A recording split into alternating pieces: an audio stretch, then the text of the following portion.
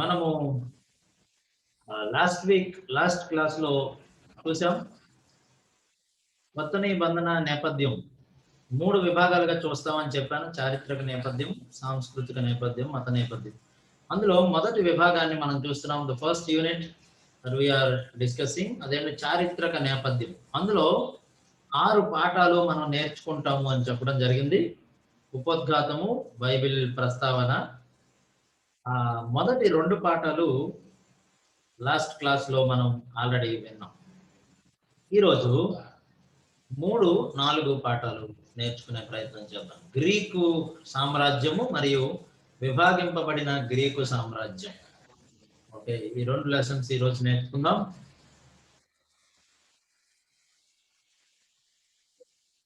Greek empire మనము ఇంతకుముందు చూసాం, మీకు జ్ఞాపకం ఉందని అనుకుంటున్నాను. అదేంటంటే బబులోను సామ్రాజ్యం తర్వాత మాదీయ పారసీకుల సామ్రాజ్యం ప్రపంచంలో అగ్రరాజ్యంగా ఏలింది.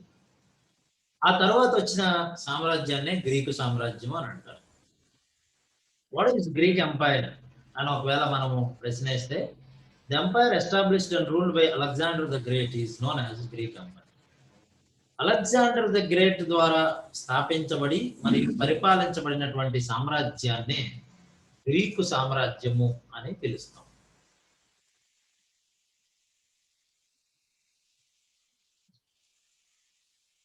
అలెగ్జాండర్ ద గ్రేట్ అని అంటున్నాం మనం కదా.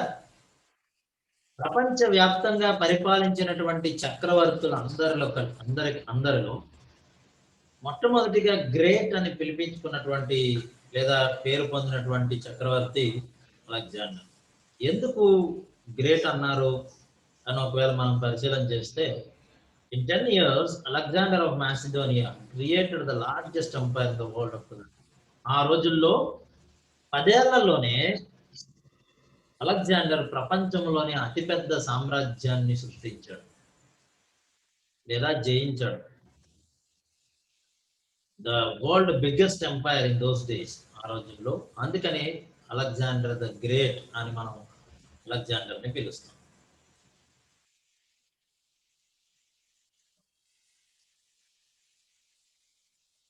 అలెగ్జాండర్ సామ్రాజ్యం క్రీస్తు పూర్వం 336 నుండి 323 వరకు మనకు కనబడుతుంది. అఫ్ కోర్స్ బిబ్లికల్ హిస్టరీ 334 నుంచి మనం లెక్క పెడతాము.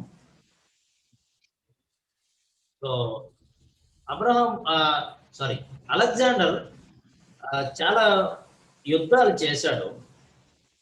అందులో ప్రాముఖ్యమైనటువంటి యుద్ధాలని ఈరోజు మాట్లాడదాం. అలెగ్జాండర్ బయోగ్రఫీకి వెళ్ళను కానీ, బట్ మన సబ్జెక్టుకి సంబంధించి వరకు చరిత్రను మనం చూద్దాం. అందులో ప్రాముఖ్యమైనవి 3 యుద్ధాలు. అంటే ఆ స్టార్ గుర్తులతో మీకు కనబడుతున్నాయి కదా ఇక్కడ, అవన్నీ ప్రాముఖ్యమైనవి. ఇసస్, అలాగే గౌగమేళ, ఆ తర్వాత మరికొన్ని యుద్ధాలు ఉన్నాయి. చూద్దాం ఒకదాని తర్వాత ఒకటి, బట్ ఆల్ ద డీటెయిల్స్ మనం వెళ్ళం కానీ కొన్ని ఇంపార్టెంట్. ది బ్యాటిల్ ఆఫ్ ఇస్సస్ అని అంటారు. 333 క్రీస్తు పూర్వం ఇస్సస్ యుద్ధం జరిగింది. ఈ యుద్ధము పారసీకులకు మరియు అలెగ్జాండర్ కు మధ్య జరిగింది. అలెగ్జాండర్ ద గ్రేట్ దర్యావేషు III యొక్క సైన్యాన్ని ఈ యొక్క యుద్ధంలో ఓడించడం జరుగుతుంది.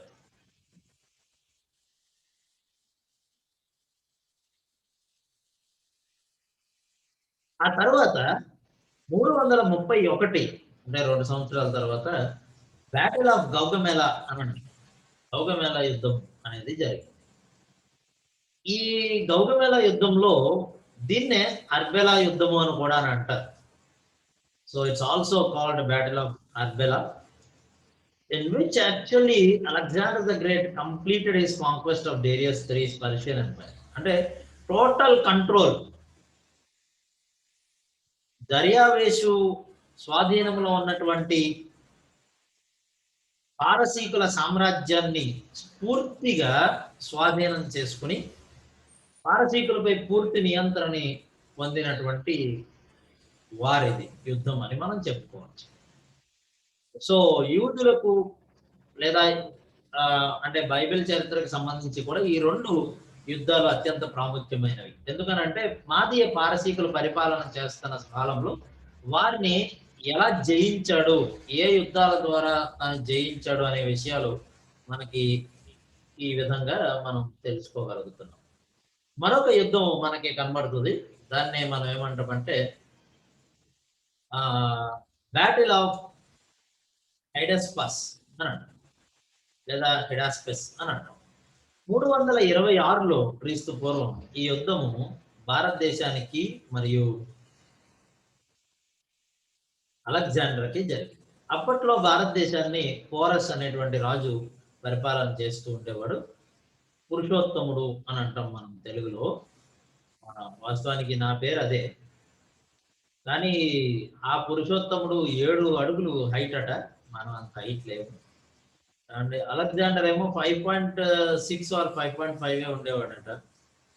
సో అలెగ్జాండర్ జీవితంలో చేసిన చివరి యుద్ధం ఇది. అంటే మనం భారతీయులమని ఈ యుద్ధాన్ని కూడా ప్రస్తావిస్తున్నాను ఇక్కడ. ఈవెన్ దో బిబ్లికల్ హిస్టరీకి ఇది కనెక్టెడ్ కాకపోయినా కూడా ఆల్మోస్ట్ అలెగ్జాండర్ ద గ్రేట్ ఓడిపోయిన పరిస్థితి ఈ యుద్ధంలో ఏర్పడింది యాక్చువల్గా. But at last he one the battle. దానికి కారణం ఏంటంటే అలెగ్జాండర్ దగ్గర ఉన్న వెపన్స్, అలాగే క్యావలరీ, ఎస్పెషల్లీ తన గుర్రాలు, తన యొక్క సైన్య బలము. వేరాజ్ పోరస్ హ్యాడ్ ఏనుగులతో యుద్ధం చేయడానికి వెళ్ళినందున కొంత అక్కడ సక్సెస్ అంటే అనుకున్నంత సక్సెస్ అవ్వలేకపోయాడు. బట్ చాలా గట్టి పోటీ ఇచ్చాడు పోరస్ అలెగ్జాండర్కి. అందుకనే అలెగ్జాండర్ ఏం చేశాడంటే పోరస్ యొక్క స్ట్రాటజీ మెచ్చుకొని పోరస్ సామ్రాజ్యం ఏదైతే ఉందో అది అలాగే ఉండనిచ్చి పోరస్ని అలెగ్జాండర్ పరిపాలన క్రింద రాజుగా కొనసాగించాడు. ఆ తర్వాత అలెగ్జాండర్ చనిపోయిన తర్వాత పోరస్ని చంపేయడం జరిగింది. సో ఇది మన ఇండియాకి సంబంధించినటువంటి చరిత్ర.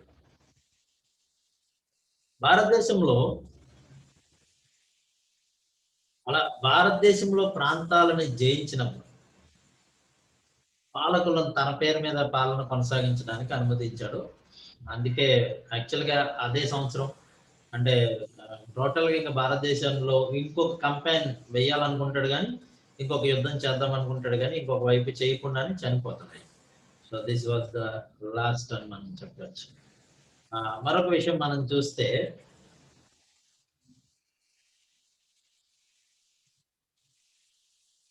భారతదేశం అదే మనం ఇప్పుడు చూసాము, పాలకులను తన పేరు మీద పాలన కొనసాగించడానికి అనుమతించడం చూసాం. ఎస్పెషల్లీ భారతీయులు ఏనుగుల మీద యుద్ధాలు చేసేవాళ్ళు ఆ రోజుల్లో, especially porous and other Kings. అయితే ఇక్కడ మనం మాట్లాడవలసిన ఒక విషయం ఏంటంటే అలెగ్జాండర్ కి ఒక గుర్రం ఉండేది, దాని పేరు బుసఫాలస్. ఇది చాలా ఇంపార్టెంట్, అతనికి చాలా జయాలను తెచ్చినటువంటి, విజయాలను తెచ్చిపెట్టిన గుర్రము, చాలా సన్నిహితమైనటువంటి గుర్రం. But it was skilled, this horse was skilled in India. చాలా బాధపడ్డాడు ఈ గుర్రం ఇండియాలో చంపబడినందుకు. అందుకనే దాన్ని గౌరవార్థం ఇండియాలో ఉన్నటువంటి ఒక నగరానికి ఇదే పేరు పెట్టేశాడు. ఓకే, అది మనం చూస్తున్నాం. His favourite house.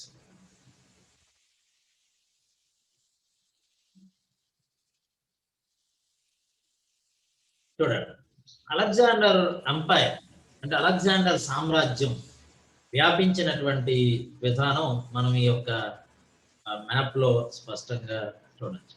332 నుండి ప్రారంభిస్తే తర్వాత 330కి ఆయన ఎక్స్టెండ్ చేసిన విధానం, అలాగే ఆ తర్వాత 326కి సో ఎక్కువ విభాగం ఈస్టర్న్ పార్ట్స్ లో అన్ని కూడా ఆయన ఈ హెడాస్పస్ అనేది ఒక రివర్ పేరు మన భారతదేశంలో. ఆ రివర్ దగ్గర అంటే పంజాబ్ లో అప్పట్లో ఉండేటువంటి ఒక రివర్ దగ్గర జరిగినటువంటి యుద్ధం ఇది. సో టోటల్ అంటే అందుకనే అలెగ్జాండర్ చక్రవర్తి ఒక మాట కూడా అంటాడంటే, ఎందుకంటే సముద్రం దగ్గరికి వెళ్ళి ఇది కూడా భూమి అయితే బాగుండు, దీన్ని కూడా నేను జయించేవాడిని. సో అంత త్వరగా, అందుకనే మనం లాస్ట్ టైం చదువుకున్నాం కదా బైబిల్లో, చిరత పులితో పోల్చడం జరిగింది. అలాగే తర్వాత వేగం, అంత వేగంగా ఈ యొక్క సామ్రాజ్యం యొక్క విస్తరణ వ్యాపించింది అని చెప్పడానికి ఆల్రెడీ మనం అవి దానియేలు గ్రంథంలో ఉన్నటువంటి వాక్య భాగాల్ని చూసాం ఇంతకు ముందు. సో బైబిల్ డేటా చూద్దాం. చూడండి, బైబిల్లో అలెగ్జాండర్ పరిపాలించినటువంటి ఈ యొక్క సామ్రాజ్యమును గురించి ప్రస్తావన ఎక్కడెక్కడ ఉంది. దానియేలు గ్రంథం 11వ అధ్యాయం 3వ వచనంలో, అంతలో సూర్యుడగు ఒక రాజు పుట్టి మహా విశాలమైన రాజ్యమునేది ఇష్టానుసారముగా జరిగించును. ఇక్కడ మనం చూస్తున్నటువంటి సూర్యుడగు ఒక రాజు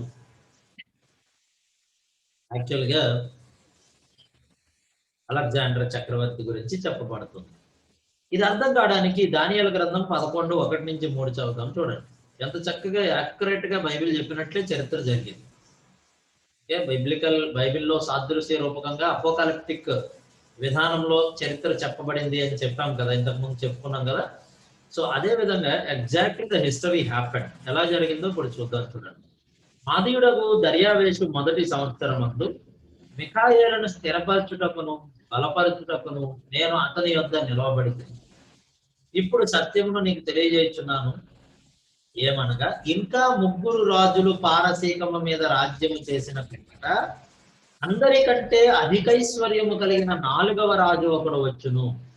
అతడు తనకున్న సంపత్తు చేత బలవంతుడై అందరినీ గ్రేకీయుల రాజ్యమునకు విరోధముగా రేపును.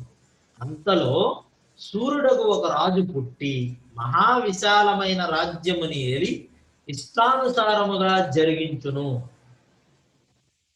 అంటే దర్యావేషు పరిపాలనా కాలంలో దానియేలుకు దర్శనం వచ్చినప్పుడు ఏం చెప్పబడుతుంది దానియేలుకి ఇక్కడ అంటే, ఇంకా 3 పారసీక రాజులు ఉంటారు, ఆ తర్వాత 4వ రాజు ఒకడు వస్తాడు, అప్పుడు గ్రీకులకు పారసీకులకు యుద్ధం జరుగుతుంది. అదే కదా మనం ఈ వాక్య భాగంలో చూస్తున్నాం. సరే, ఇప్పుడు సూర్యుడకు ఒక రాజు వస్తాడు. ఆ సూర్యుడకు ఒక రాజు గ్రీకుల రాజు అలెగ్జాండర్ చక్రవర్తి. ఇప్పుడు చూద్దాం పారసీకుల రాజుల జాబితా. చూడండి, దానియేలు గ్రంథం 11వ అధ్యాయం 1లో ఉన్న దర్యావేషు 2 క్రీస్తు పూర్వం 424 నుండి 404 మధ్యలో పరిపాలించినటువంటి రాజు ఇతను. అయితే తర్వాత ఆ దర్యావేషు 2 తర్వాత, అంటే ఆ కాలంలో దానియేలుకి ఏం చెప్పారు, ఏం చెప్పబడింది దర్శనంలో, ఇంకా 3 రాజులు అని ఉంది కదా. తర్వాత ఎవరు పరిపాలన చేశారంటే అర్తహషస్త 2 క్రీస్తు పూర్వం 404 నుండి 359 వరకు పరిపాలన చేశాడు. తర్వాత అదే 11వ అధ్యాయం 2వ వచనంలో 3 రాజులు అన్నారు కదా, ఆ 3లో 2వ వాడు అర్తహషస్త 3 క్రీస్తు పూర్వం 359 నుండి 337 వరకు. ఆ తరువాత అనే రాజు పరిపాలన చేశాడు క్రీస్తు పూర్వం 337 నుండి 335 వరకు. ఆ తర్వాత దర్యావేషు 3 క్రీస్తు పూర్వం 335 నుండి 333 వరకు పరిపాలన జరిగించాడు. ఇప్పుడు మనము దర్యావేషు 2 కాలంలో దేవుడు చెప్తున్న మాట ఏమిటి అంటే, ఇంకా 3 రాజులు పరిపాలించిన తర్వాత 4వ రాజు వస్తాడు. రైట్, 4వ రాజు గ్రేకీయుల మీదకి పురికొల్పుతాడు, యుద్ధం చేయడానికి బయలుదేరతాడు. ఇతనే యాక్చువల్ గా అలెగ్జాండర్ తో ఇసస్ యుద్ధం చేసింది, గౌగమేళ యుద్ధం చేసింది. ఇసస్ యుద్ధం ఎస్పెషల్లీ అందులో ఈయనని ఓడించడం జరుగుతుంది. ఓకే, సో ఈ దర్యావేషు సో బైబిల్లో చెప్పబడిన రీతిగానే the history was happened actually, చరిత్రలో జరిగినట్లుగా మనం గమనించగలుగుతున్నాం. అయితే ఇదే క్రమంలో యెరూషలేము పైకి దండయాత్ర వచ్చినప్పుడు ఒక ఆశ్చర్యకరమైనటువంటి లేదా ఆసక్తికరమైన సంఘటన ఒకటి జరిగింది. అదేమిటి అని అంటే యాక్చువల్లీ తను గాజాకి వచ్చి 332 బీసీ అక్కడ నుండి యెరూషలేముకి వస్తాడు. పారసీకులను జయించిన తర్వాత అంటే 333లో ఇస్సోస్ యుద్ధం జరిగింది కదా! ఆ తర్వాత యెరూషలేము పట్టణాన్ని పాలస్తీనాని జయించడం అతని యొక్క ఆహ్, ప్లాన్, ప్రణాళిక, వ్యూహం. ఈ ఇందులో భాగంగా గాజాకి వచ్చి అక్కడి నుండి బయలుదేరి 332లో యెరూషలేముకి వచ్చినప్పుడు యెరూషలేముకి వస్తున్నాడు అని ముందుగానే యెరూషలేములో ఉన్నటువంటి ప్రధాన యాజకుడు, పెద్దలు అందరూ తెలుసుకొని అలెగ్జాండర్ అప్పటికే తన యొక్క రాజ్యాన్ని ఎంతవరకు విస్తరించాడనేది అది ఆల్రెడీ వ్యాపించినందున ఆయన యొక్క బలాన్ని అర్థం చేసుకొని ఆయనతో యుద్ధం చేయలేమని అర్థమయ్యి ఏం చేశారంటే అందరూ కలిసి ఆయన్ని ఎదుర్కోవటానికి వెళ్ళారు. వెళ్ళినప్పుడు అలెగ్జాండర్ యెరూషలేముకి వచ్చినప్పుడు వాళ్ళు ఎదుర్కొన్న సందర్భంలో జరిగిన సంఘటన ఏంటి అనంటే చూడండి, జోసిఫస్ రాసిన యాంటిక్విటీస్ అనే పుస్తకంలో 11వ అధ్యాయం 8 లేదా 5 భాగం చాప్టర్స్ వర్సెస్ లో మనం చూస్తే ఆ విభాగంలో ఇలా రాస్తున్నాడు. And when the book of Daniel was showed him, wherein Daniel declared that one of the Greeks should destroy the empire of the Persians, he supposed that himself was the person intended, and he was then glad.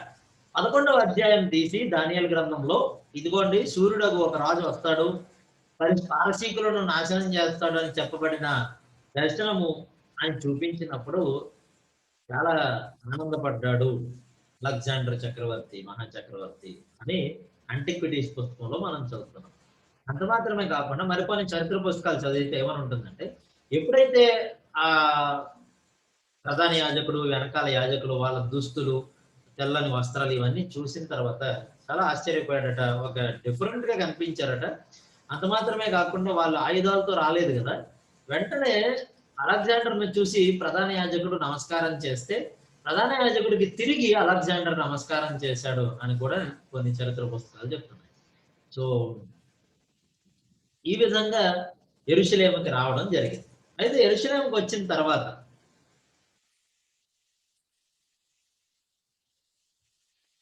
ఈ Alexander defeat వల్ల అంటే Persian defeat కానీ లేకపోతే యెరూషలేముకి స్వాధీనం చేసుకున్న తర్వాత జరిగింది ఏంటంటే it led to voluntary dispersion of Jews for commercial enterprises throughout the Alexander umpire.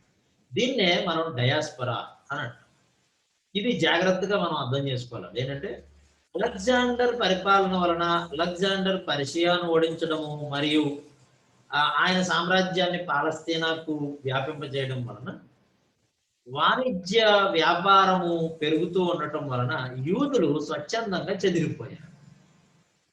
అంటే పాలస్తీనా దేశానికి పరిమితమై ఉన్నటువంటి యూదులు చుట్టుపక్కల ఉన్నటువంటి అన్య దేశాలకు, రకరకాల దేశాలకు వెళ్ళిపోయారు. అదే క్రమంలో మన భారతదేశానికి కూడా వచ్చిన వాళ్ళు ఉన్నారు.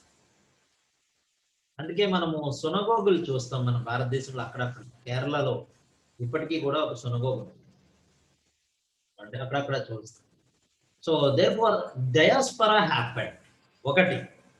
రెండవది హెలనిజం అని అంటారు. దీన్నే గ్రీకు దేశీయం అని అంటారు. అయితే అలెగ్జాండర్ పాలస్తీనా దేశాన్ని ఆయన స్వాధీనం చేసుకున్న తర్వాత యూదులకు పూర్తి స్వేచ్ఛనిచ్చాడు. వాళ్ళ పన్ను వాళ్ళే కలెక్ట్ చేసుకొని ఆయనకి కట్టేటట్లు, వాళ్ళ యొక్క మతాన్ని వాళ్ళు పాటించుకునేటట్లు. సో ఆ స్వేచ్ఛను అలెగ్జాండర్ యూదులకు ఖచ్చితంగా ఇవ్వడం జరిగింది. అయితే గ్రీకు దేశీయము అనేది అలెగ్జాండర్ యొక్క వ్యూహం. హెలెనిజం అనేది అలెగ్జాండర్ యొక్క ఇంటెన్షన్. అలెగ్జాండర్ తన రాజ్యాన్ని వ్యాపింపజేస్తూ ఉన్నప్పుడు చేసిన మెయిన్ అత్యంత ప్రాముఖ్యమైనటువంటి పనే ఇది. అదేంటో మనం అర్థం చేసుకోవాలి. ఆ తర్వాత నూతన నిబంధన రచయితలు కానీ, నూతన నిబంధన ప్రేక్షకులు కానీ ఈ హెలెనిజం యొక్క ఇన్ఫ్లుయెన్స్, గ్రీకు దేశీయం యొక్క ఇన్ఫ్లుయెన్స్, ప్రభావము కొత్త నిబంధన రచన మీద పడింది. కొత్త నిబంధన ప్రేక్షకుల యొక్క జీవన విధానం మీద పడింది. అదంతా మనకు అర్థం కావాలి. నెక్స్ట్ భాగం నేర్చుకుంటాం మనం. సంస్కృతి, సాంప్రదాయాలు, మతము ఇవన్నీ నేర్చుకునే ముందు ఈ హెలెనిజం అంటే ఏంటి అనేది మనకు తెలియాలి. చాలా ఇంపార్టెంట్ విషయము, మనం జాగ్రత్తగా పరిశీలన చేద్దాం. Okay. Alexander's attempt to convey the Greek ideals, the promotion of Greek science, mathematics, art, literature, philosophy was known as Hellenism. ఏమిటి హెలెనిజం, గ్రీకు దేశీయము అంటే గ్రీకు ఆదర్శాలు ఏవైతే ఉన్నాయో వాటిని ప్రపంచానికి తెలియజేసే ప్రయత్నంలో భాగంగా ఏం చేశాడంటే గ్రీకు ద్వారా వచ్చిన సైన్స్, గణితము, లెక్కలు, కళ, ఆర్ట్, సాహిత్యము, లిటరేచర్ మరియు తత్వశాస్త్రం, ఫిలాసఫీ, వీటన్నిటినీ కూడా ప్రపంచవ్యాప్తంగా వ్యాపింపజేశాడు వితిన్ 10 years. వీటి ఇన్ఫ్లుయెన్స్ తర్వాత వచ్చినటువంటి ప్రపంచం పైన, ప్రత్యేకంగా పాలస్తీనా దేశము పైన చాలా మనకి కనబడుతుంది. నూతన నిబంధన రచయితల పైన, నూతన నిబంధన రచనల పైన హ్యూజ్ ఇంపాక్ట్. అదేంటనేది ఒకసారి చూద్దాం. ఏమండి, దాన్ని హెలెనిజం అని అది ఎలా చేశాడో చూద్దాం. ఈ అంటే హెలెనిజం అంటే ఏమిటి? ఇప్పుడు గ్రీకులకు సంబంధించినటువంటి కల్చర్ కానీ మనం ఇప్పుడు దాకా చెప్పుకున్నదంతా కూడా పర్షియా, ఈజిప్ట్, సెంట్రల్ ఏషియా, ఏమండి ఆయన ఎక్కడెక్కడైతే కాంక్వెస్ట్ చేశాడో అంటే ఎక్కడెక్కడైతే ఆయన స్వాధీనం చేసుకున్నాడో వాటన్నిటిలో ఎప్పుడైతే ఈ హెలెనిజం చెయ్యాలనుకున్నాడో ఇప్పుడు ఆ కల్చర్ కి ఈ కల్చర్ మిక్స్ అవుతుంది కదా. ఎలా సాధించాడు ఇది అని మనం అర్థం చేసుకుంటే ఈ completed his motive through inter marriages, inter cultural marriages. అంటే గ్రీకులు ప్రపంచవ్యాప్తంగా వెళ్ళి సెటిల్ అయ్యారు, తన సైన్యాన్ని తీసుకెళ్ళాడు, అలాగే వర్తక వ్యాపారులు ఇదంతా కూడా ఇలా సెటిల్ అయ్యి ఏం చేశారంటే ఇంటర్ మ్యారేజెస్ చేసుకున్నారు. తద్వారా గ్రీకు సంస్కృతి, సాంప్రదాయాలు, మతాలు, తత్వము, ఆర్ట్ ఇవన్నీ కూడా ఏమండి వ్యాపించడం జరిగింది. అలాగే తర్వాత అనదర్ గ్రేట్ వే ఏంటి అని అంటే cultural exchange is through trade and education. వ్యాపార వాణిజ్యము మరియు ఎస్పెషల్లీ విద్య, ఈ రెండింటి ద్వారా కూడా గ్రీకు సంస్కృతిని ఆయన బాగా వ్యాపింప చేశాడని మనం అర్థం చేసుకోవచ్చు. చూడండి, కొద్దిగా డీటెయిల్ గా చూద్దాం. Hellenistic culture, science and mathematics ఎట్లా డెవలప్ అయ్యాయి? యాక్చువల్లీ మ్యాథమెటిక్స్ ఆరిజిన్ ఎక్కడ అంటే గ్రీకుల దగ్గర నుంచి. యూక్లిడ్ అనేటువంటి అతను ఫాదర్ ఆఫ్ జియోమెట్రీ మనకు తెలుసు, మనం చదువుకున్నాం. అలాగే Archimedes discovered specific gravity by observing the water he displaced in his bag. అంటే గ్రావిటీ ఉంది అనేది చెప్పిన మొట్టమొదటి వ్యక్తి. అలాగే అరిస్టార్కస్ హీలియోసెంట్రిక్ యూనివర్స్ ఉంది. యాక్చువల్లీ మనము కోపర్నికస్ గురించి మాట్లాడతాం కదా, అని అప్పుడే ఒక ప్రస్తావన చేశారు ఇంతకు ముందే గ్రీకులు. క్రీస్తు పూర్వం 4వ శతాబ్దం, క్రీస్తు శకం 17-18 శతాబ్దాల్లో మనకి కోపర్నికస్, గ్యాలీలియో వీళ్ళు కనబడతారు. ఏజ్ ఆఫ్ రీజన్, ఎన్లైటన్మెంట్ లో అప్పుడే హీలియోసెంట్రిక్ యూనివర్స్ ఉంటుంది అని ప్రస్తావన చేశారు. అంత మాత్రమే ఎరటోథెసినస్ మనం చూస్తే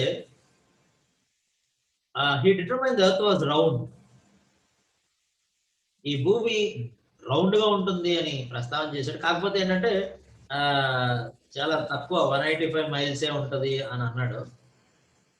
తక్కువ విభాగాన్ని ఆయన క్యాల్కులేట్ చేసాడు. ఎందుకంటే అప్పటికి ప్రపంచం తక్కువే ఉంది కదా, వాళ్ళకి తెలిసిన ప్రపంచాన్ని దృష్టిలో పెట్టుకొని క్యాల్కులేట్ చేశాడు. బట్ అంటే సైన్స్ అండ్ మ్యాథమెటిక్స్ డెవలప్మెంట్ అనేది యాక్చువల్ బిగినింగ్ అనేది మనం అక్కడే చూస్తాం. అలెగ్జాండర్ ఇన్ఫ్లుయెన్స్ ద్వారా. ఎందుకు అని అంటే Alexander was also student of philosophy, Aristotle student.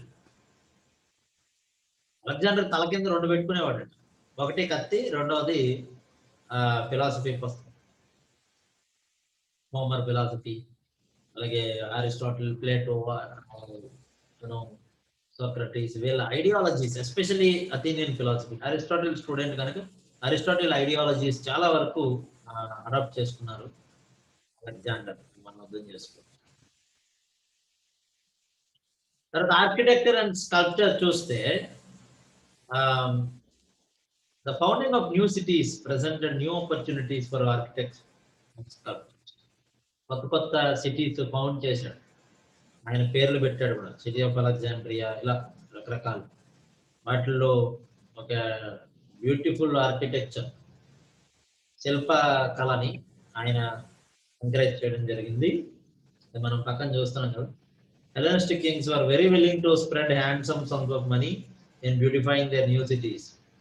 ఆ కొత్త పట్టణాలు కట్టడంలో వాళ్ళు హెలెనిస్టిక్ రాజులు, అంటే అలెగ్జాండర్ తర్వాత వచ్చిన రాజులు కూడా చాలా మొగ్గు చూపించారు, వాళ్ళు చాలా ఇంట్రెస్ట్ చూపించారు. That's what happened.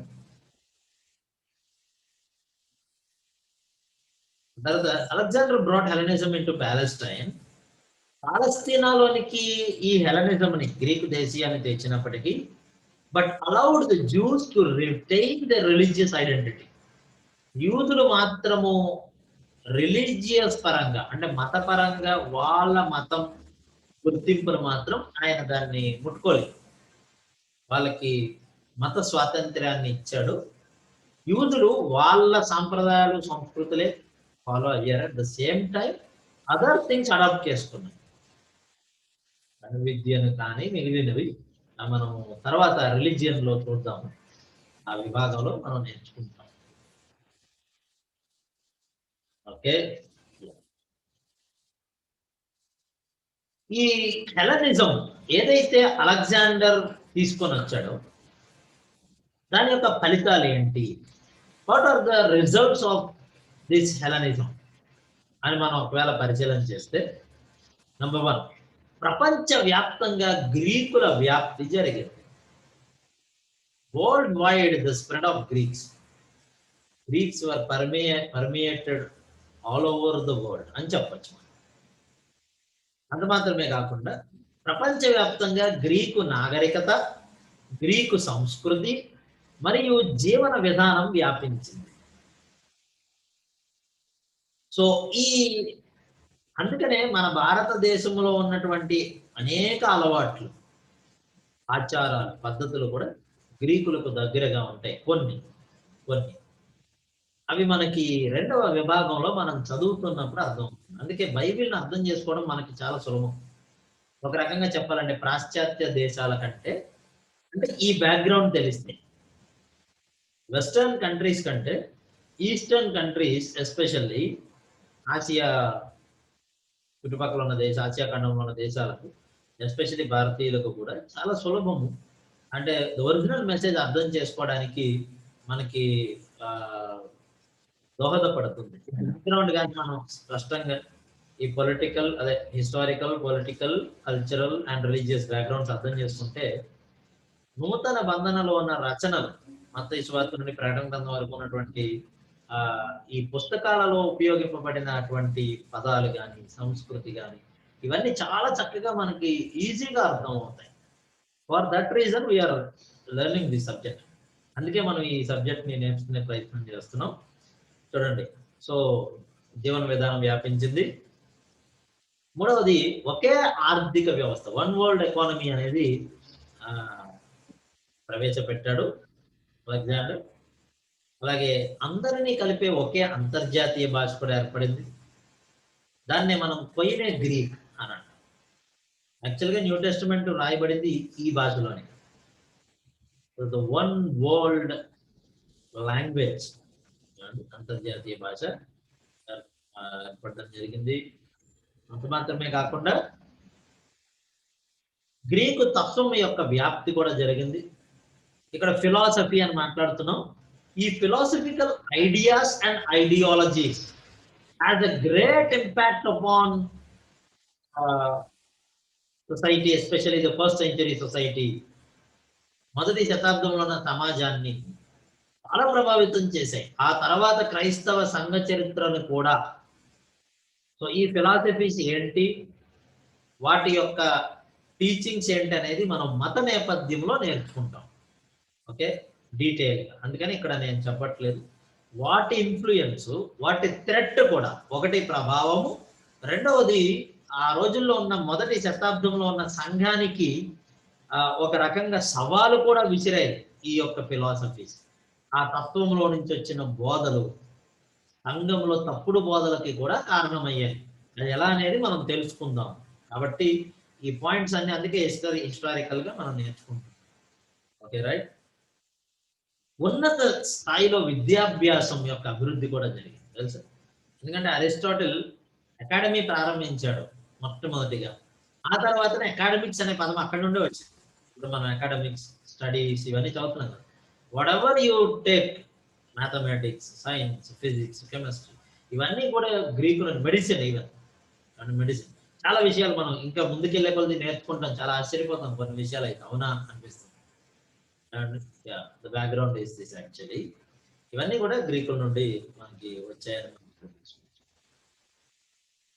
అలాగే స్వీయ కేంద్రీకృతం యొక్క వ్యాప్తి బాగా జరిగింది. అంటే ఇండివిజువాలిటీ అనేది యాక్చువల్లీ ఇంతకు ముందు బానిసలుగా బ్రతికే వాళ్ళు ఒక రాజు క్రింద మోనార్కియల్ సిస్టమ్ ఆఫ్ గవర్నమెంట్ లో బ్రతికారు నెబుకద్నెజర్ వరకు. కానీ ఆ తర్వాత గవర్నమెంట్ సిస్టమ్ మారిపోయింది. మొనార్కీ కాస్త, అంటే ఏకచక్రాధిపత్యం అంటాం మొనార్కీ అంటే. ఒక్క రాజు ఉంటాడు, రాజు శాసనమే ఫైనల్. కానీ పారసీకులు దగ్గర నుండి ఈ సిస్టమ్ మారిపోయింది, ఆటోక్రసీ అంటాము. అలాగే గ్రీకులు ఈ సిస్టమ్ మారిపోయింది. ఏంటంటే చక్రవర్తి ఉంటాడు, బట్ ది సెనెట్ ఉంటుంది కింద. అందుకే దానియేలుని కాపాడాలనుకున్నా కూడా తన సొంతగా తనంతట తాను నిర్ణయం తీసుకోలేడు. అక్కడ దర్యావేశం ఏం చేస్తాడంటే, అక్కడ సెనెట్ ఏం చెప్తారో దానికి కట్టుబడి తీసుకెళ్లి అక్కడ సాక్ష్యాన్ని బట్టి ఆయన దానియేలుని సింహభవనంలో వేయడం జరుగుతుంది. సో ఆ తర్వాత అలెగ్జాండర్ కూడా యాక్చువల్లీ ఏం ఎంకరేజ్ చేశాడు, ఇండివిజువాలిటీని ఎంకరేజ్ చేశాడు. Especially the philosophical thoughts. ఆయన కూడా ఒక ఫిలాసఫర్ కాబట్టి, ఒక ఫిలాసఫీ స్టూడెంట్ కనుక ఇండివిజువాలిటీకి చాలా ఇంపార్టెన్స్ ఇస్తుంది ఫిలాసఫీ. అరిస్టాటిల్, సాక్రటీస్, ప్లేటో, వీళ్ళందరూ కూడా తెచ్చిన విప్లవం అదే. ఆలోచనాత్మకంగా ఆలోచన శైలిని మార్చడానికి ప్రయత్నం చేశారు. అప్పట్లో రకరకాల పరిస్థితుల్లో, మూఢనమ్మకాల్లో, ఆచారాల్లో మునిగిపోయిన సమాజాన్ని తర్వాత ఏమైంది, అది ఎలా మిక్స్ అయింది అనేది మనం నెక్స్ట్ 3వ విభాగంలో డీటెయిల్ గా నేను మళ్ళీ జ్ఞాపకం చేస్తాను. అప్పుడు మనకి అర్థం అవుతుంది ఆ ఇంపాక్ట్ న్యూ టెస్టిమెంట్ మీద ఎలా పడిందో కూడా చూపించాలి కనుక వచనాలు కూడా కొన్ని మనం చూస్తాము. తద్వారానే మనకు అర్థం అవుతుంది. Okay, right. సో స్వీయ కేంద్రీకృతం అనేది వ్యాప్తి చెందింది. అలాగే గ్రంథాలయాలు, libraries and universities were establish. ఏమండి, విశ్వవిద్యాలయాలు, గ్రంథాలయాలు కూడా స్థాపించబడ్డాయి గ్రీకుల సామ్రాజ్యం. సో దీని ప్రభావం కూడా తర్వాత యూదుల పైన, అలాగే క్రైస్తవ రచయితల పైన కూడా చూద్దాం. అయితే అలెగ్జాండర్ చాలా తక్కువ కాలమే, అంటే 10 సంవత్సరాలు ఉండి పరిపాలించి తర్వాత చనిపోయాడు. 32 సంవత్సరాల ప్రాయంలోనే. Very young and dynamic emperor in the world history అని చెప్పొచ్చు. అయితే అదొక మిస్టరీ ఏంటంటే, అలెగ్జాండర్, కొంతమంది ఏమంటారంటే Alexander died of a fever at 33, age 32 or 33. But ఎందుకు అంటే, కొంతమంది మలేరియా వచ్చిందంటారు, టైఫాయిడ్ వచ్చిందంటారు, డెంగ్యూ వచ్చింటుంది అంటారు. బట్ అప్పట్లో టెస్టులు లేవు కదా మనలాగా. ఇప్పుడు ఏంటనేది తెలియదు, దోమ కుడితే మోస్ట్లీ టైఫాయిడ్ ఆర్ డెంగ్యూ వస్తుంది కనుక టైఫాయిడ్ అనే ఎక్కువ అంటారు. అదొక అభిప్రాయము, ఎగ్జాక్ట్ ప్రూఫ్స్ లేవు. బట్ ప్లూటార్క్ రాస్తాడు ఏంటంటే, he had been plagued by several bad women అంటాడు. అంటే చాలా శకునాల ద్వారా బాధపడ్డాడు, చేతబడులు అలాంటివి వాటికి సంబంధించిన ఏవో చేసి ఉంటారు అనేది కూడా ఒక ఐడియాలజీ, అంటే ఒక అభిప్రాయం ఉంది. మరికొంతమంది ఏమంటారంటే, some others even from the time claimed Alexander was poison during the drinking bits. ఆయన తాగే పానీయంలో పాయిజన్ కలిపేసి చంపేశారనే పదంతా కూడా ఉంది. బట్ మనము చదువుకున్న హిస్టరీలో అయితే జనరల్లీ ఏమంటారంటే జ్వరం వచ్చి చనిపోయాడని మనం చదువుతాం. ఈవెన్ సెక్యులర్ హిస్టరీలో నార్మల్.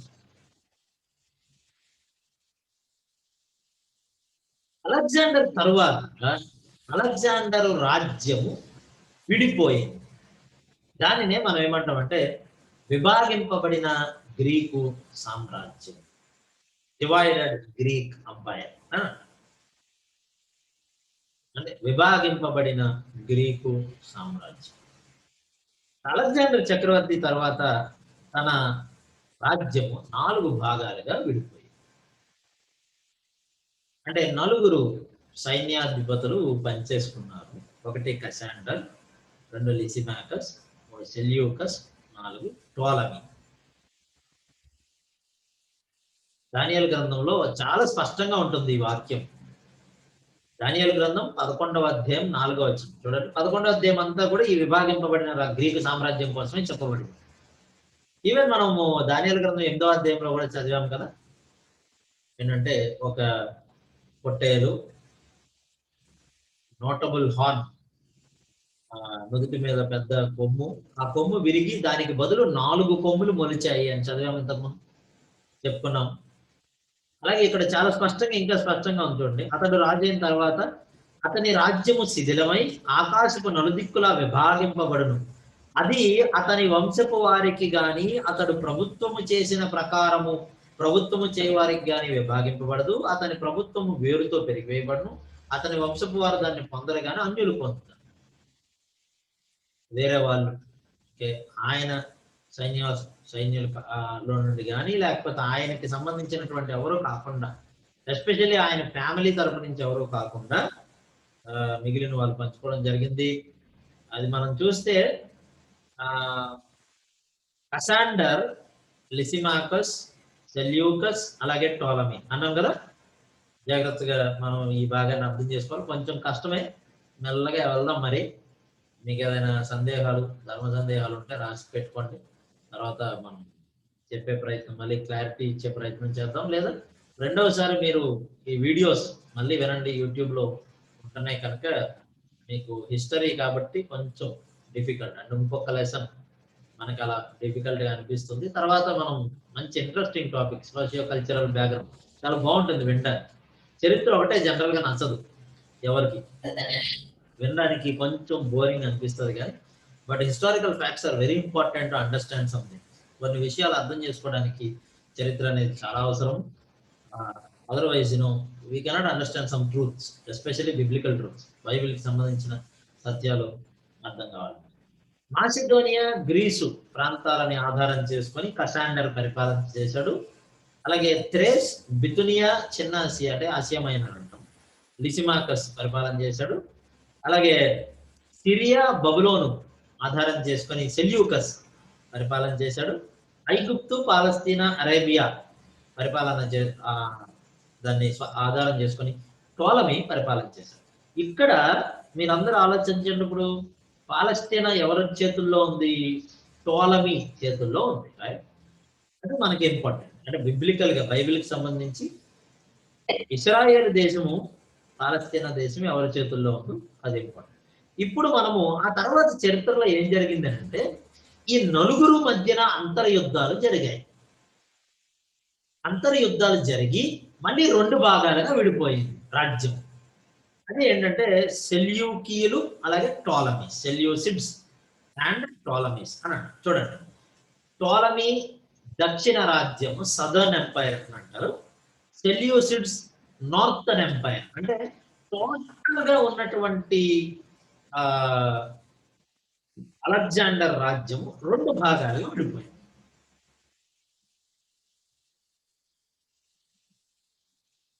టోలమీలు ఒక భాగాన్ని, సెల్యూకీయులు మరొక భాగాన్ని, అంటే kings of the north and kings of the south. Kings of the south ఈజిప్టుని ఆధారం చేసుకున్నారు. పాలస్తీనా కూడా వాళ్ళ చేతుల్లోనే ఉంది మొట్టమొదటిగా, అంటే విడిపోయినప్పుడు.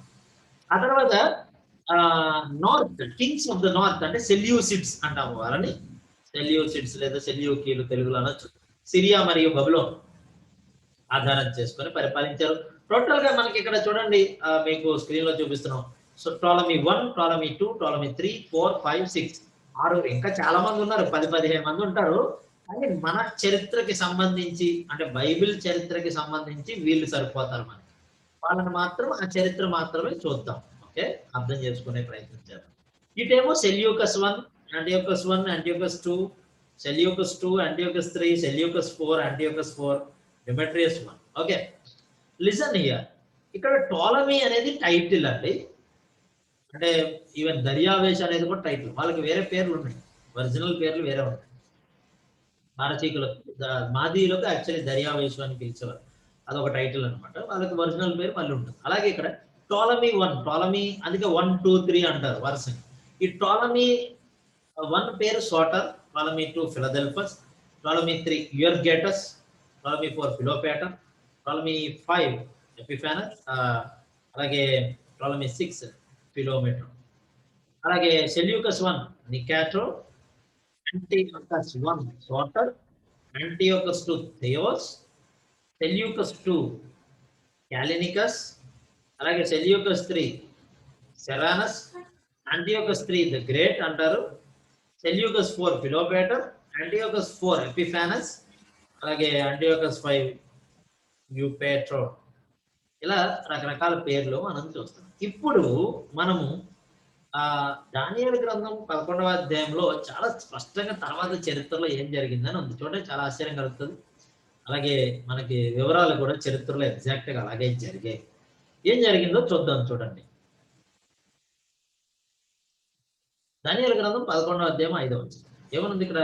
అయితే దక్షిణ దేశపు రాజును అతని అధిపతులలో ఒకడును బలము పొందెదరు, అతడు ఇతని కంటే గొప్పవాడయ్యేను, అతని ప్రభుత్వము గొప్ప ప్రభుత్వమగును. ఇప్పుడు దక్షిణ దేశపు రాజు అంటే ఎవరు? టోలమీ 1 సోటర్. ఓకే, మీకు కనబడుతుంది కదా చూడండి. ఇక్కడ పాయింట్స్ ఉన్నాయి చూడండి. సెల్యూకస్ ఫ్లీస్, అంటే Seleucus 1 Nicator flees from Babylon and joins Ptolemy 1 in 316 BC. అందుకనే అధిపతులలో ఒకడు అని ఉంది కదా. యాక్చువల్గా అతను సెల్యూకస్ 1 అన్నమాట. అయితే తర్వాత గాజాలో 312 BCలో జనరల్ యాంటిగోనస్ డిఫీట్ అవుతాడు.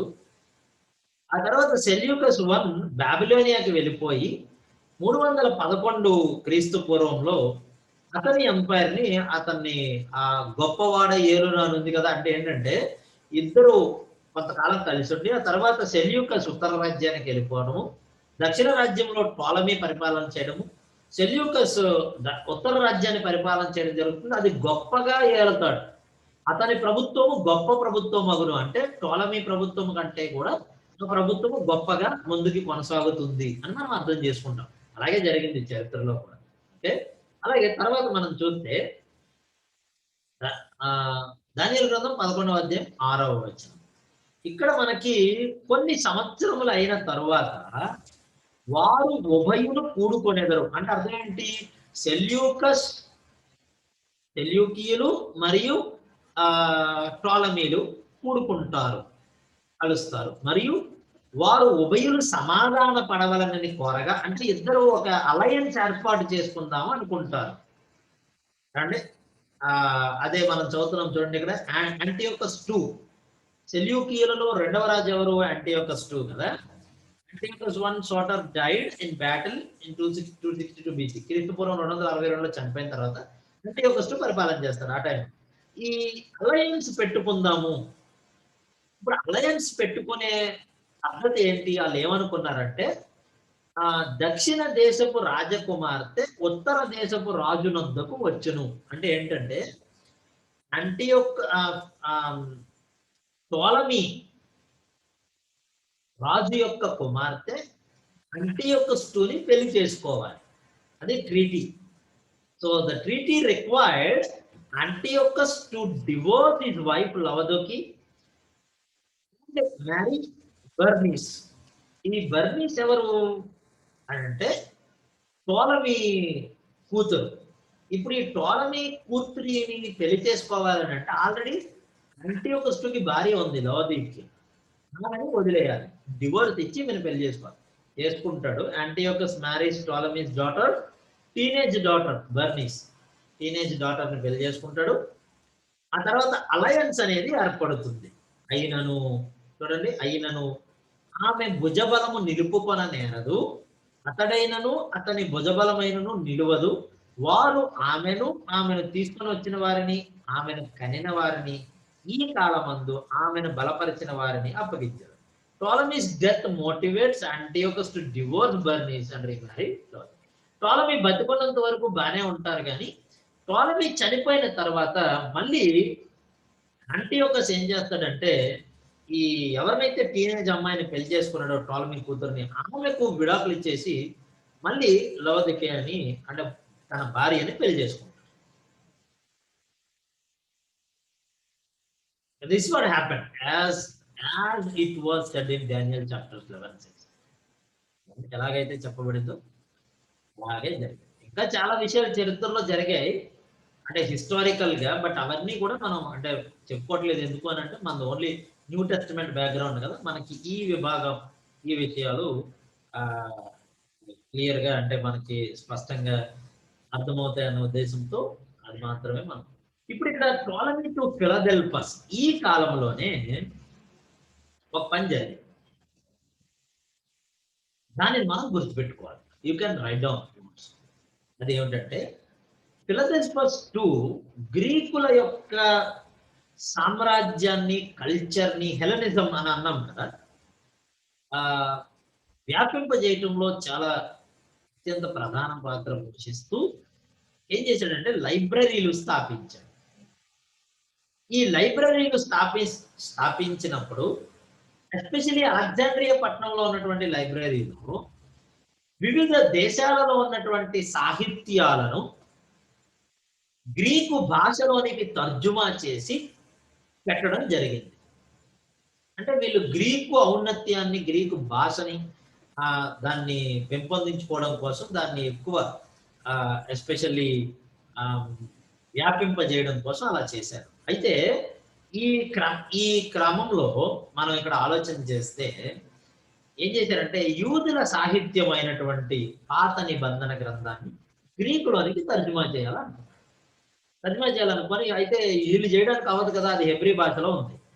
అప్పుడు ప్రధాన యాజకుడికి కౌరు పంపితే ప్రధాన యాజకుడు 72 మందిని పంపిస్తారు. 72 మంది వస్తారు. ఐగుప్తుకు వస్తే 72 మందిలో మార్గంలో 2 చనిపోక 70 మంది మిగులుతారు. ఈ 70 మంది తర్జుమా చేస్తారు. తర్జుమా ఎలా చేస్తారంటే 70 మంది విడివిడిగా తర్జుమా చేస్తారు.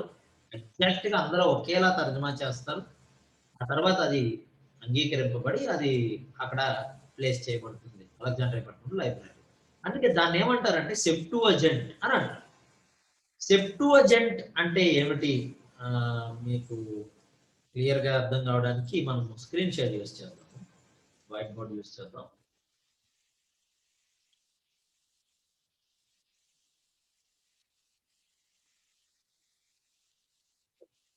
సెప్టువజెంట్ అంటే actually it is a Greek word. It means 70.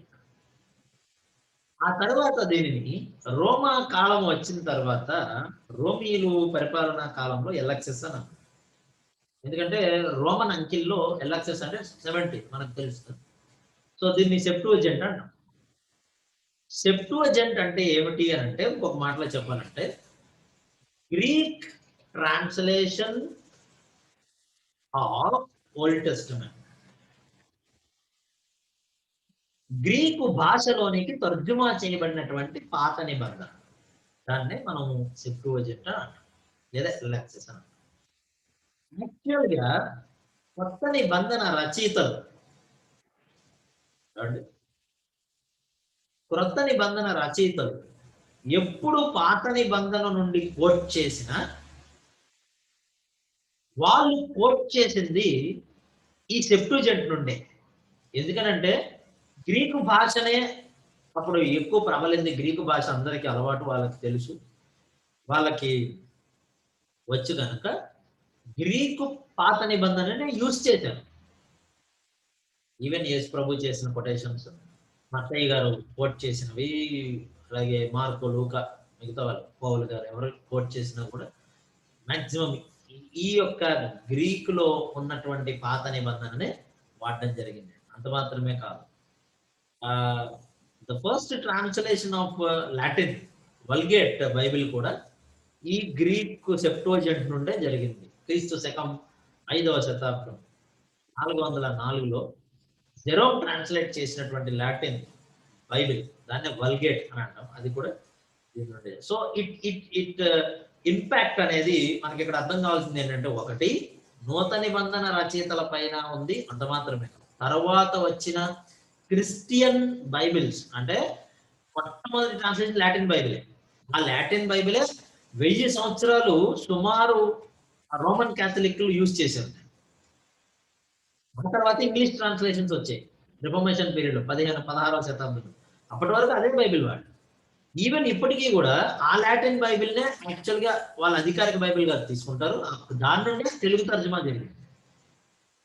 మన తెలుగు ఇప్పుడు మనం వాడుతున్న తెలుగు బైబిల్, అందుకే రోమన్ క్యాథలిక్ వాళ్ళ తెలుగు బైబిల్ తర్జుమా డిఫరెంట్ గా ఉంటుంది. ఓకే, ఈవెన్ లైన్స్ అన్ని కూడా. ఎందుకు అని అంటే it's because of that. Okay, ఆ ఇన్ఫ్లుయెన్స్ మళ్ళీ మనం తర్వాత నేర్చుకుందాం. నేను రిలీజియస్ నేపథ్యం, మత నేపథ్యంలో కొంచెం టచ్ చేస్తాను అక్కడ కూడా, ఓకే, డీటెయిల్గా.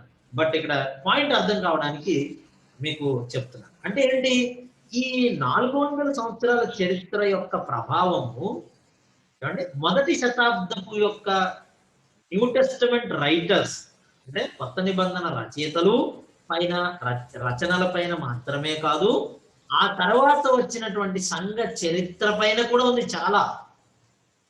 దాన్ని కూడా మనము ప్రస్తావన అవసరం వచ్చినప్పుడల్లా మీకు కొంచెం కొంచెం చరిత్ర చెప్పే ప్రయత్నం చేస్తాం. So therefore this gap is to be filled. అదేంటంటే, ఇప్పుడు క్రిస్టియానిటీ, క్రైస్తవ బోధ ఎగ్జాక్ట్లీ మంచి బోధ, అంటే బైబిల్ ప్రకారం న్యూ టెస్టమెంట్ బేస్ చేసుకొని అని మనం ఏది రైట్ అని ప్రూవ్ చేయాలనుకున్నా, ఏది రైట్ అని మనం అర్థం చేసుకోవాలనుకున్నా, న్యూ టెస్టమెంట్ అర్థం కావాలి. న్యూ టెస్టమెంట్ అర్థం కావాలంటే ఓల్డ్ టెస్టమెంట్ కి న్యూ టెస్టమెంట్ కి మధ్యలో ఉన్నటువంటి లింక్, ఈ గ్యాప్ ఏదైతే ఉందో, ఈ గ్యాప్ లో చోటు చేసుకున్న పరిణామాలు అర్థం కావాలి. ఇవి కేవలం న్యూ టెస్టమెంట్ రచయితల మీదే కాకుండా ఆ తర్వాత చరిత్ర మీద కూడా ప్రభావం చూపినందున ఈ టోటల్ మనం ఇప్పుడు అర్థం చేసుకునే విధానము స్పష్టంగా ఉండాలి అని అంటే, ఒకటి ఇంటర్ టెస్టమెంటల్ పీరియడ్ తెలియాలి, రెండు చర్చ్ హిస్టరీ కూడా తెలియాలి. At the same time new testament writers యొక్క నేపథ్యము తెలియాలి.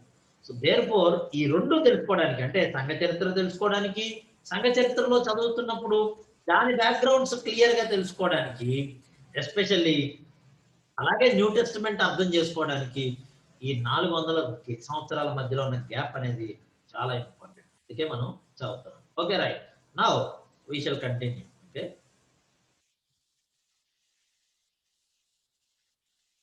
యా. సో ఫిలదెల్ఫస్ కాలంలో, అంటే ఇది జరిగింది.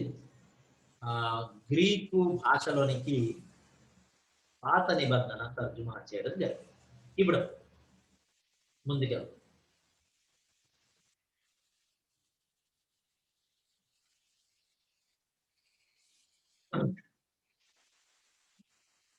దానియేలు గ్రంథం 11:9-10 అతడు దక్షిణ దేశపు రాజు దేశంలో జొరబడి మరలి తన రాజ్యమునకు వచ్చును. అతని కుమారులు యుద్ధము చేయబోని మహాసైన్యముల సమూహమును సమకూర్చుకొందురు. అతడు వచ్చి ఏరువలే ప్రవహించి ఉప్పొంగును. యుద్ధము చేయబోని కోట దనుక వచ్చును. ఇక్కడ మనం అర్థం చేసుకోవాల్సిన విషయం ఏంటంటే, దక్షిణ దేశపు రాజు దేశంలో చొరబడి అంటే దక్షిణ దేశపు రాజు టోలమీ, రైట్? టోలమీ 3 అప్పుడు పరిపాలన చేస్తున్నాడు.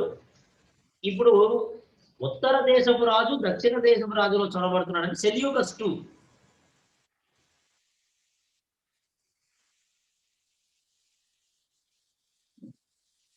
బట్ రిటర్న్ మరలి మళ్ళా తన రాజ్యానికి వస్తాడు ఉంది కదా. యాక్చువల్లీ అక్కడికి వెళ్ళి మళ్ళీ తిరిగి ఏమండి తన రాజ్యానికి వచ్చి 227 క్రీస్తు పూర్వంలో చనిపోతాడు. చనిపోయిన తర్వాత ద నెక్స్ట్ కింగ్ అంటే అతని కుమారులు యుద్ధం చేయమనుకుంటారు. సెల్యూకస్ III సెరానస్ 223లో చనిపోతాడు. తర్వాత యాంటీయోకస్ III రాజు అవుతాడు. ఈ యాంటీయోకస్ III మహా సైన్యముల సమూహాన్ని సమకూర్చుకుంటాడు. ఏరువల్లి ప్రవహించి పొంగుతాడు. యుద్ధము చెయ్యాలి అని అనుకుంటాడు. Ptolemy III died in 221 BC. అదే టైంలో ఆ సందర్భంలో యాంటీయోకస్ III ఏం చేస్తాడంటే గ్రేట్ ఆర్మీ తీసుకొస్తాడు. అదే మహా సైన్యం. అంటే అక్కడ ఏంటంటే టోలమీ V అప్పుడు పరిపాలన చేస్తూ ఉంటాడు. 62,000 ఇన్ఫాంట్రీ అంటే కాల్బలము, 6,000 కేవలరీ, అశ్వబలము అంటే రౌతులు, అలాగే 102 ఎలిఫెంట్స్ 102 ఏనుగుల మీద వచ్చే సైన్యాన్ని తీసుకొని గ్రేట్ ఫోర్సెస్ అని మనం బైబిల్లో చదువుతున్నాం కదా. మహాసైన్యాన్ని తీసుకొని వస్తాడు. సో ఆ తర్వాత ఏం జరిగింది చూడండి. ఆ తర్వాత ఏం జరిగింది అనేది మనం చూస్తాము. దానియేలు గ్రంథం 11వ అధ్యాయం 11 నుంచి 12 వచనాల్లో చూస్తాం. అంతలో దక్షిణ దేశపు రాజు అత్యుగ్రుడై బయలుదేరి ఉత్తర దేశపు రాజుతో యుద్ధం జరిగించును. అంటే Ptolemy IV was angry at the failed success of his Palestinian forces. ఎందుకంటే అప్పటికే అంతకు ముందు ఉన్న వాళ్ళు ఫెయిల్ అవడం వలన అతనికి కోపం వస్తుంది. సో అతను గ్యాదర్డ్ అన్ ఆర్మీ. టోలమీ IV కూడా ఆర్మీ గ్యాదర్ చేస్తాడు. 70,000 ఇన్ఫంట్రీ కాల్బలము, 5,000 క్యావలరీ అంటే అశ్వబలము, ఆ తర్వాత 73 ఎలిఫెంట్స్ అండి. అంటే మీకు అర్థమవుతుందని అనుకుంటున్నాను నేను. నాకు వచ్చిన తెలుగులో తర్జుమా చేసి చెప్తున్నాను. Hope it is no audible. ఒకవేళ ఏదైనా అర్థం కాకపోతే చాట్లో చెప్పండి, తర్వాత మనం మళ్ళీ చెప్తాం. సో వెళ్ళి యుద్ధం చేస్తాడు అన్నది కదా. Go forth and fight. తర్వాత Ptolemy IV defeated Antiochus III in 2217 BC. 217 క్రీస్తు పూర్వంలో టోలమీ IV యాంటీయోకస్ IIIని జయించడం జరుగుతుంది. So Ptolemy IV successfully killed అంటే యాంటీయోకస్ III తెచ్చినటువంటి 10,000 ఇన్ఫంట్రీ కాల్బలాన్ని చంపేస్తాడు. 300 అశ్వబలం ద్వారా వచ్చిన సైనికులను చంపేస్తాడు. 5 ఎలిఫెంట్ మీద వచ్చిన వాళ్ళని చంపేస్తాడు. 4,000 మందిని ప్రిజనర్స్ గా అంటే 4,000 సైనికుల్ని ఆయన చెరపట్టుకొని తీసుకొచ్చేస్తాడు. So that's what happened. ఆ తర్వాత Ptolemy did not secure his position but returned home. Ptolemy యుద్ధం చేసి వెనక్కి వచ్చేస్తాడు. అంటే డిడ్ నాట్ ప్రివైల్ అని ఉంటుంది కదా. అయితే అతను వేల కొలది సైనికులను హతము చేసినను అతనికి జయము కానేరదు అని ఉంది కదా. అది దాని అర్థం. కానీ పూర్తిగా జయం పొందలేకపోతాడు. తర్వాత ఏం జరిగిందో చూడండి. So Daniel chapter 11 13 to 15 versus మనం పరిశీలన చేస్తే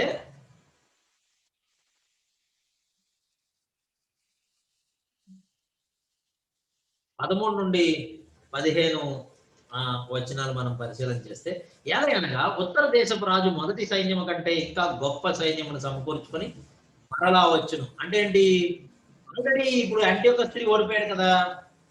ఇప్పుడు అగైన్ యాంటీయోకస్ III మళ్ళీ raised an army and expanded the empire to the border of India.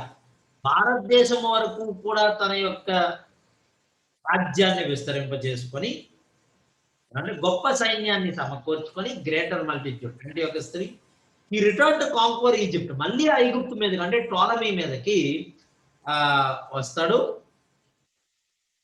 అనగా కొన్ని సంవత్సరాలు అయినమాట గొప్ప విశేషమైన సామాగ్రి సమకూర్చని నిశ్చయం వచ్చిన ఆ కాలంలో ఎందు అనేకులు దక్షిణ దేశపు రాజుతో యుద్ధము చేయడం కూడి వచ్చేది. అక్కడ ఆ టైంలో ఏం జరుగుతుంది అని అంటే ఫిలిప్ V పరిపాలన చేస్తూ ఉన్నప్పుడు ఆ యాంటీయోకస్ IIIతో కలుస్తాడు. అయితే కొంతమంది యూదులు టోలమీ Vకి హెల్ప్ చేస్తారు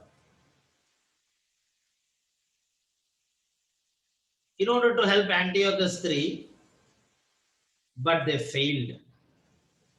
అండి అందుకే ఇక్కడ మనం చదువుతున్నాం ఏంటంటే దక్షిణ దేశపు రాజుతో యుద్ధం చేయటకు కూడి వచ్చేందరు నీ జనములలోని బందీపోటు దొంగలు దర్శనమును రుజువుపరచునట్లు కూడుదురు గాని నిలువలేక కూరుదురు. అంతలో దక్షిణ దేశపు రాజు వచ్చి మొట్టడి దెబ్బ వేయును. దక్షిణ దేశపు రాజు యొక్క బలము నిలువలేక. యాక్చువల్గా వీళ్ళు వెళ్ళి కొంతమంది యూదులు ఆ టోలమీకి తెలియకుండా యాంటియోకస్ తో కలవడం వలన అది అన్సక్సెస్ అయిపోతుంది. తర్వాత మనము the Egyptian commander scoffs with Egypt's light forces was defeated at Panias. The light forces fled to the fortified city of Sidon, where they were defeated. Well fortified city అని అన్నాం కదా ఇక్కడ చూడండి. అంటే ప్రాకారము గల పట్టణాన్ని పట్టుకొను ఉత్తర దేశపు రాజు ఈజిప్ట్ లో ఉన్న ఈజిప్ట్ ని కైవసం చేసుకుంటాడు. వీళ్ళు ఓడిపోతారు. దానికి కారణం ఏంటంటే ఇక్కడున్న కొంతమంది యాంటియోకస్ తో కలవడం వలన. దట్స్ వాట్ హ్యాపెండ్ మనం చూస్తున్నాం. తరువాత దానియేలు గ్రంథం 11వ అధ్యాయం 16 నుంచి 19 వచనాల ప్రకారం వచ్చిన వారికి ఎదురుగా ఎవరినూ నిలువలేకపోయినందున తనకిష్టం వచ్చినట్లు అతడు జరిగించిన కనుక ఆనందము గల ఆ దేశములో అతడు ఉండగా అది అతని బలము వలన పాడైపోవును. Antiochus went into Israel and the Jews rejoiced at being freed from the Egyptians. Actually ఇక్కడ కొంత ఆనందాన్ని ఎందుకు పొందుతారు, అసలు వీళ్ళు ఎందుకు వెళ్ళి సపోర్ట్ చేశారు యాంటియోకస్ కి అంటే అప్పుడున్నటువంటి టోలమీ 5 పరిపాలన నచ్చల, వాళ్ళని కొంచెం ఇబ్బంది పెట్టాడు. అతను అనుకున్న కొన్ని వ్యూహాలు నెరవేరకపోవడం వల్ల వాళ్ళు ఇబ్బంది పెట్టినందున వీళ్ళు పోయి యాంటియోకస్ కి హెల్ప్ చేసి వాడు తెచ్చుకున్నారు. అందుకని కొంత ఆనందం గల ఆ దేశంలో అతడు ఉండగా కొంచెం ఆనందం ఏర్పడుతుంది. అది అతని బలము వలన పాడైపోతుంది. తర్వాత వాళ్ళకే ఎసరు పెడతాడు. అది ఎట్లా అనేది మనం చూస్తాం. Antiochus III made peace with Ptolemy and offered a wife for peace. ఏంటంటే అలయన్స్ చేసుకోవడానికి మరలా సేమ్ సిచ్యువేషన్ ఇందాకలా అండి. భార్యను ఆఫర్గా తను ఇవ్వడం జరుగుతుంది. ఆ తర్వాత మనం పరిశీలన చేస్తే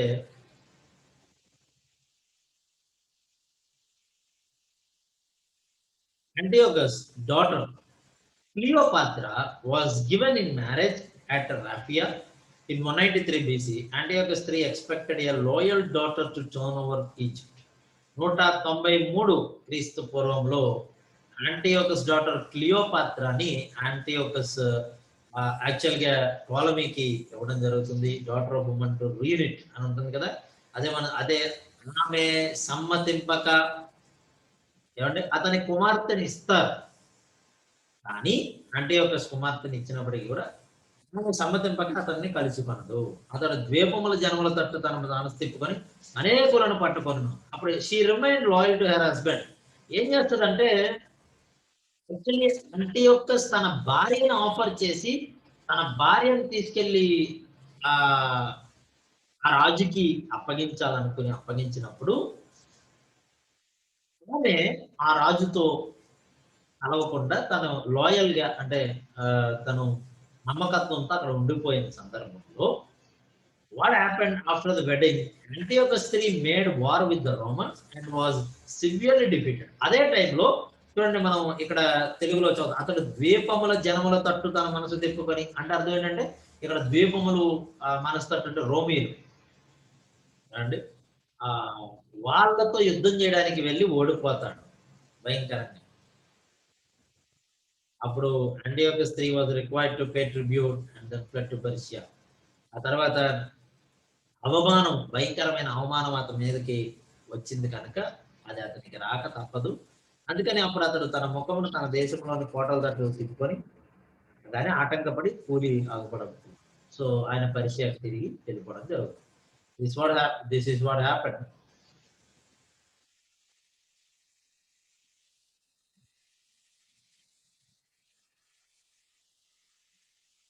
దానియేలు గ్రంథం 11:20-23 వచనాల్లో చూస్తే అతనికి మారుగా మరి ఒకడు లేచి ఘనమైన రాజ్యము ద్వారా పన్ను పుచ్చుకొని వానిని లేపు. కొన్ని దినములైన పిమ్మట అతడు నాశనమగును కానీ ఈ నాశనము ఆగ్రహం వలనైనను యుద్ధం వలనైనను అతనికి బదులుగా నీచుడగు ఒకడు వచ్చును. అతనికి రాజ్య ఘనత నీయరు కానీ నెమ్మది కాలమందు అతడు వచ్చి ఇచ్చకమ్మ మాటల చేత రాజ్యం అపహరించును. ప్రవాహము వంటి బలము అతని ఎదుట నుండి వారిని కొట్టుకొని పోవటం వలన వారు నాశనం అగుతారు. సంధి చేసిన అధిపతి సహా నాశనమగును. అతడు సంధి చేసినను మోసపుచ్చును. అతడు స్వల్ప జనం గలవాడైనను ఎదురాడి బలం.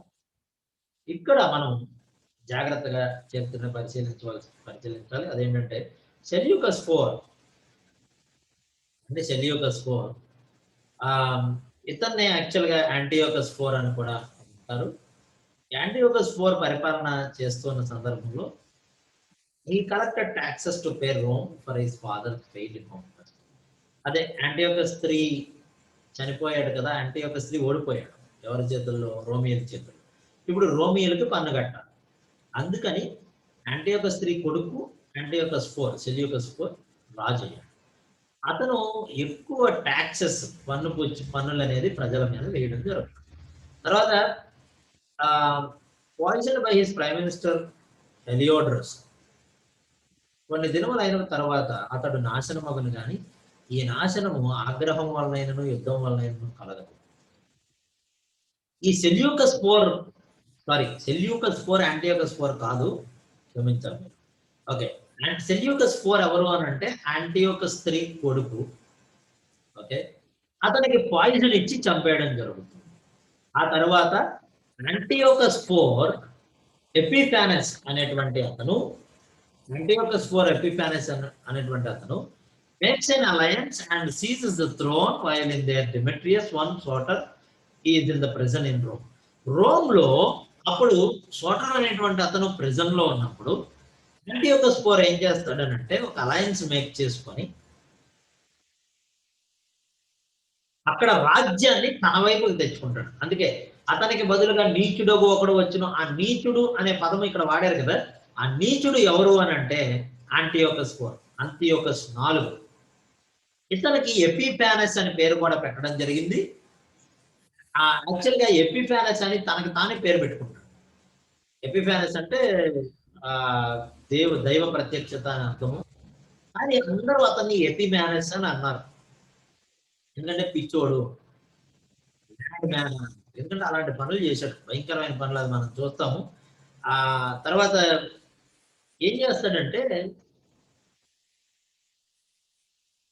ఐగుప్తుతో గెలవాలనుకొని ఓడిపోయి ఆ కోపాన్ని యూదుల మీద చూపించి ఆ పాలస్తీనా దేశానికి వచ్చి నానా హింసలు పెడతాడు.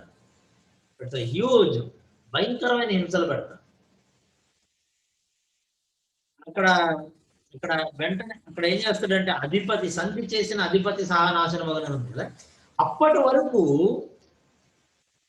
ప్రధాన యాజకుడు ఏమండి అహరోను వంశస్థులు కొనసాగిస్తే ఏం చేశాడంటే ఓనియా 3 అనేటువంటి అతన్ని ఏర్పాటు చేయడము, అతని లంచం ఇచ్చి మార్చేయడము, చంపేసి లంచం మరొకరు ఇచ్చినందుకు ఏమండి అదే సంధి చేసిన అధిపతి సహనాశనం వగును చంపేసి లంచం తీసుకొని అపవిత్రం చేస్తాడు. అంత మాత్రమే కాదు, ఇంకా చాలా చేశాడు. మళ్ళీ చూద్దాం, చూడండి దానియేలు గ్రంథం 11:24 నుంచి 28 వరకు చూస్తే అతడు సమాధాన క్షేమము గల దేశానికి వచ్చి తన పితరులు కాని చేయని దానిని చేయను, ఏదనగా అచ్చట ఆస్తిని దోపుడు సొమ్మును ధనమును విభజించి తన వారికి పంచిపెట్టును. ఏమండి అంతటా కోతకాలము ప్రాకారములను పట్టుకొనుటకు కుట్ర చేయను.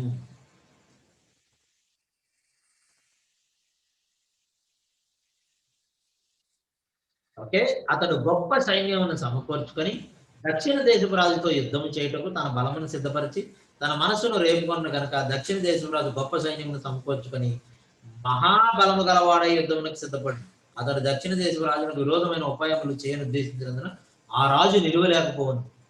సో దక్షిణ దేశపు రాజు అంటే టోలమీతో యుద్ధం చేస్తాడు.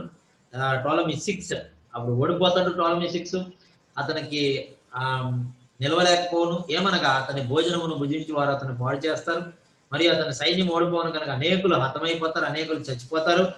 ఆ తర్వాత కీడు చేతికాయ 2 రాజులు తమ మనస్సులు సిద్ధపరచుకొని ఏకభోజన పంక్తిలో కూర్చున్నను కపటవాక్యములు ఆడెదరు. నిర్ణయ కాలం ముందు సంగతి జరుగును కనుక వారి ఆలోచన సఫలం కానేరదు. అతడు మిగుల ద్రవ్యము గలవాడై తన దేశమును మరియు పరిశుద్ధ నిబంధనకు విరోధి అయి ఇష్టానుసారంగా జరిగించి తన దేశమునకు తిరిగి వచ్చను. సో యాంటియోకస్ 4 చేసినటువంటి పనులు, ఎపిఫానస్ చేసిన పనులు మనం ఇక్కడ చూస్తున్నాం అండి. సైన్యాన్ని ఓడించేశాడు, అలాగే మనం ఇక్కడ ప్రాకారాలు పట్టుకున్నాడు, ఆ తర్వాత కుట్ర చేశాడు అండ్ ఆస్తిని దోచేసుకున్నాడు, వాళ్ళకి సంబంధించినవన్నీ దోచేసుకున్నాడు. భయంకరమైనటువంటి పనులన్నీ కూడా చేశాడు. అంత మాత్రమే కాకుండా ఇంకేం చేశాడో చూద్దాం. దానియేలు గ్రంథం 11వ అధ్యాయం 29 నుంచి 31 వచనాలు చెప్తే, నిర్ణయ కాలమందు మరలి దక్షిణ దిక్కునకు వచ్చిన గాని మొదటనున్నట్లుగా కపటం ఉండదు. అంతటా కిత్తీల ఓడలు అతని మీదకి వచ్చి వాళ్ళని అతను వ్యాకులు పడి మరలి పరిశుద్ధన నిబంధన విషయంలో అత్యాగ్రహం గలవాడై, యాక్చువల్గా వచ్చి వాళ్ళని ఇబ్బంది పెట్టి తిరిగి వెళ్ళిపోయి మళ్ళీ రావాలనుకున్నప్పుడు రోమీలు అడ్డుకుంటారు. అప్పుడు రోమీల్ని గెలవలేక ఏం చేస్తాడంటే అత్యాగ్రహం గలవాడై తన ఇష్టానుసారంగా జరిగించి పరిశుద్ధ నిబంధనను నిషేధించిన వారెవరిని విచారించును. అతని పక్షమును సూర్యులు లేచి పరిశుద్ధ స్థలపు కోటను అపవిత్రపరచి అనుదిన బలిని నిలిపివేసి నాశనమును కలగజేయు హేయమైన వస్తువును నిలవబెట్టుదురు. అబామినేషన్ ఆఫ్ ది డిజోలేషన్ అంటారు. ఏం చేస్తారంటే అక్కడ పందిని బలిచ్చి పరిశుద్ధ స్థలంలో నిలవబెట్టడం జరుగుతుంది. అంత మాత్రమే కాదు, జియూస్ ప్రతిమను నిలవబెట్టడం జరుగుతుంది. అంటే గ్రీకుల దేవుడు అయినటువంటి ప్రతిమను నిలబెట్టడం, పందిని బలి ఇవ్వడం అపవిత్రము. దేవాలయము అపవిత్రమైపోతుంది. దేవాలయము అపవిత్రము కావడం మాత్రమే కాకుండా భయంకరమైనటువంటి హింస యూదులు పొందడం జరుగుతుంది. యూదులు ఏ విధంగా హింస పొందారనేది ఇప్పుడు కొద్ది విషయాలు చూద్దాము. అయితే ఎప్పుడైతే ఈ అపవిత్రం చేశాడో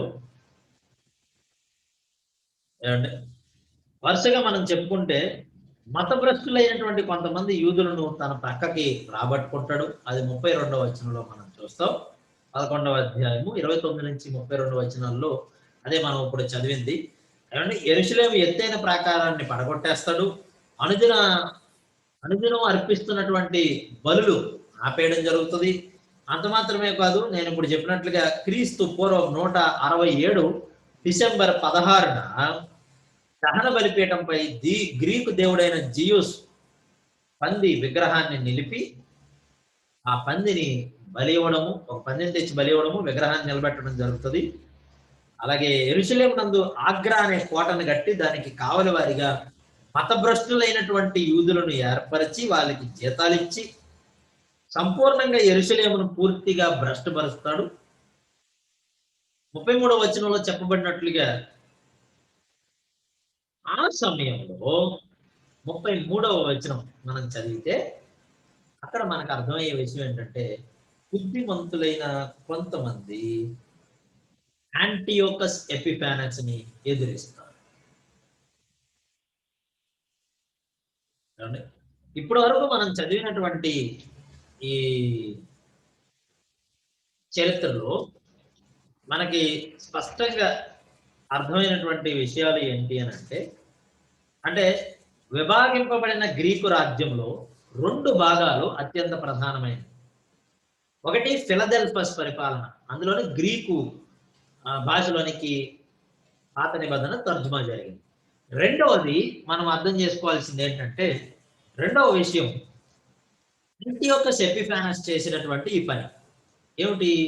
యాంటియోకస్ ఎపిఫానస్ ఏం చేశాడు అని అంటే పందిని బలి ఇచ్చి జియూస్ ప్రతిమను నిలబెట్టి ఆలయాన్ని అపవిత్రం చేశాడు. 2వ ఆలయం అపవిత్రపరచబడింది 167 క్రీస్తు పూర్వం. ఆ సందర్భంలో కొంతమంది బుద్ధిమంతులైనటువంటి యూదులు తిరగబడతారు. ఆ తిరగబాటునే మక్కాబీయుల పోరాటము, మక్కాబియన్ రివోల్ట్, మక్కాబీయుల తిరుగుబాటు అని అంటారు. మక్కాబీయుల పోరాటము అని అంటారు. వాళ్ళు పోరాటం చేయడం వలన తర్వాత 165లో ఆ పోరాటం జరుగుతుంది. 167లో 2 సంవత్సరాల తర్వాత పోరాటం ముగుస్తుంది. ఆ పోరాటం జరిగిన తర్వాత యూదుల చరిత్రలో చాలా మార్పులు వచ్చాయి. ఆ మార్పుల యొక్క ప్రభావాన్ని మనము కొత్త నిబంధనలు చూస్తాం. ఎస్పెషల్లీ ద సొసైటీని, ఆ మార్పు చెందిన సొసైటీని మనం చూస్తాం. సో మనము మక్కాబీల పోరాటము, ఆ తర్వాత ఆస్మోనియల పరిపాలన, ఆ తర్వాత రోమీల పరిపాలన మరియు రోమీల పరిపాలన, ఈ 3 విభాగాలు కూడా మనం నెక్స్ట్ లెసన్ వచ్చే పాఠంలో మనం నేర్చుకుంటాం. ఈరోజు గ్రీకుల రాజ్యము మరియు విభాగింపబడిన గ్రీకుల రాజ్యం ఏ విధంగా వ్యాప్తి చెందింది, అందులో చోటు చేసుకున్న మార్పులు, యూదులపై ఏ విధమైనటువంటి ప్రభావం అనేది వీళ్ళ వలన పడింది అనేది మనం చూసాం.